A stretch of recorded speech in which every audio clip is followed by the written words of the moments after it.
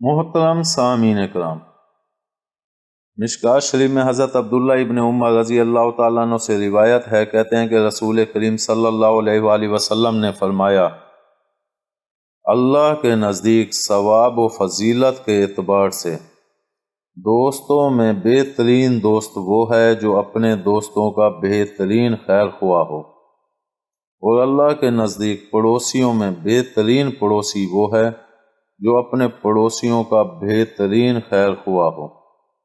تشریح میں محدثین فرماتے ہیں، مطلب یہ ہے کہ جو شخص اپنے دوستوں اور اپنے ہمسائیوں کے ساتھ بہت زیادہ احسان اور حسن سلوک کرتا ہے اور ہر حالت میں ان کا خیر خواہ رہتا ہے، تو وہ نہ صرف بہترین دوست اور بہترین پڑوسی قرار پاتا ہے، بلکہ اس کو اللہ تعالیٰ کی بارگاہ سے بہت زیادہ ثواب بھی ملتا ہے۔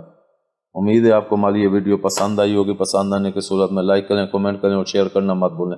ساتھ ہی ہمارے اس چینل کو سبسکرائب کر دیں اور بیل آئیکن کو پریس کر دیں تاکہ ہماری ہر نئی ویڈیو کا نوٹیفیکیشن آپ کو ملتا رہے۔ ملتے ہیں اگلی ویڈیو تک، اللہ حافظ۔